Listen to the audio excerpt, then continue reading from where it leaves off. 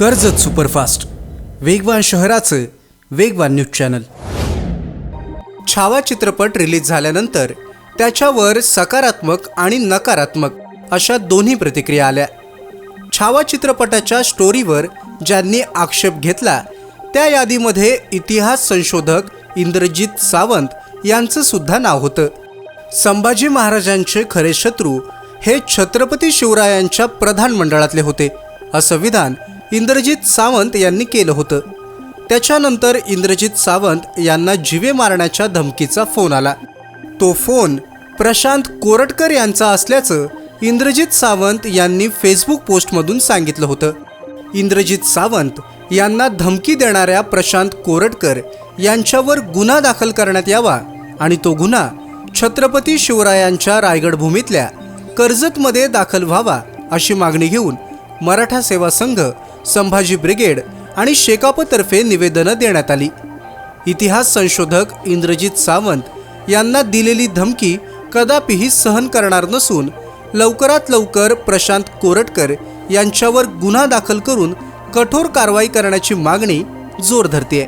सध्या महाराष्ट्रामध्ये जी विवादास्पद घटना चालू आहे ते नागपूरमधील प्रशांत कोरटकर या व्यक्तीने इतिहास संशोधक इंद्रजित सावंत यांना फोन करून जीवे मारण्याची धमकी दिली। तसेच या मराठी मातीचे आपले हृदयस्थान शिवाजी महाराज यांच्याबद्दल अपशब्द वापरले, ते निंदनीय असून आणि त्यामुळे शिवप्रेमींच्या भावना प्रचंड दुखावलेल्या आहेत।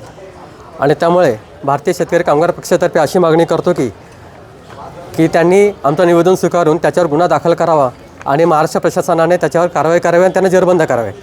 आज मराठा सेवा संघाच्या माध्यमातून शिवद्रोही प्रशांत कोरटकर ह्या नराधमच म्हणायला लागेल त्याला, यांनी इंद्रजित सावंत यांना कॉल करून त्यांच्यावर त्यांना जी काही शिवीगाळ केली असेल, मराठा समाजाला शिवीगाळी केली असेल, छत्रपती शिवाजी महाराज, छत्रपती संभाजी महाराज आणि जिजाऊंबद्दल त्यांनी जे म्हणून त्यांच्या वक्तव्यावर त्यांनी अशा प्रकारचं शिंतोडे ओढलेत, निष्कलंक असे शिंतोडे ओढलेले आहेत। तर या ठिकाणी आम्ही कर्जत मध्ये मराठा सेवा संघाच्या माध्यमातून आपल्या कर्जतचे PI सुरेंद्र गरड साहेब यांच्याकडे निवेदन दिलेलं आहे आणि त्यांना सांगितलं नागपूर येथे जर गुन्हा नोंद होऊ शकतो, कोल्हापूर इथे होऊ शकतो, जालना इथे होऊ शकतो, तर ही रायगड ही शिवरायांची राजधानी आहे ना, राजधानीमध्ये कर्जतमध्ये सुद्धा FIR इथे नोंदवला पाहिजे।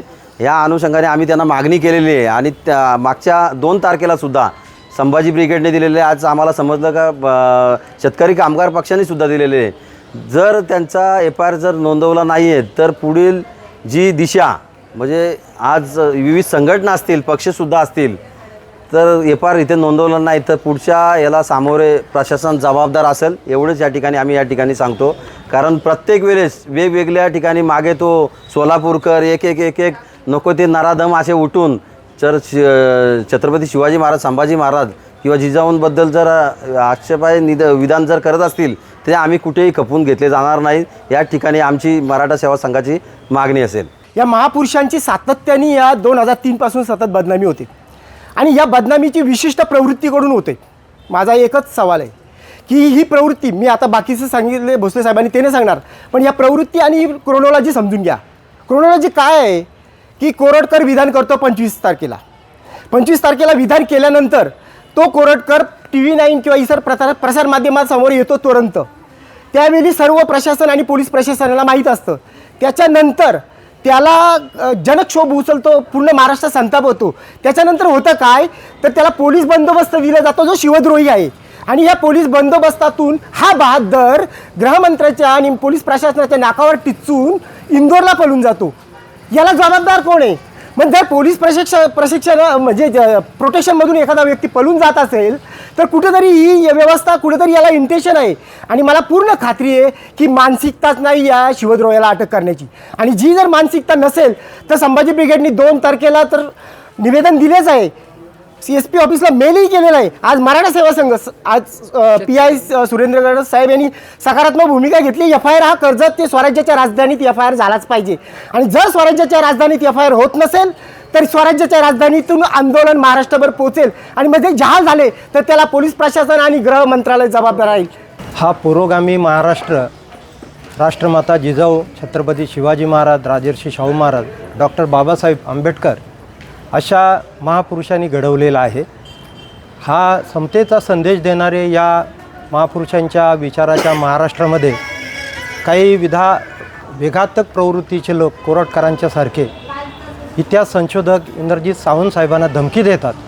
हा वैयक्तिक धमकीचा विषय नाही. इंद्रजित सावंत हे मान्यताप्राप्त इतिहास संशोधक आहेत आणि इतिहासावर त्यांनी पुस्तकं लिहिलेली आहेत. हा वैयक्तिक धमकीचा विषय नाही. तर त्या धमकीमध्ये त्यांनी छत्रपती शिवाजी महाराजांना पळपुटे असा उल्लेख त्याच्या धमकीमध्ये आहे.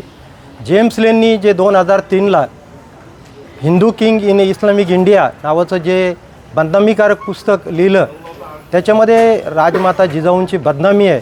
त्याचा उल्लेख तुम्ही का करत नाही, समाजाला का सांगत नाही, अशा पद्धतीने राष्ट्रमाता जिजाऊंचा सुद्धा त्या ठिकाणी त्यांनी बदनामी करण्याचा प्रयत्न केलेला आहे.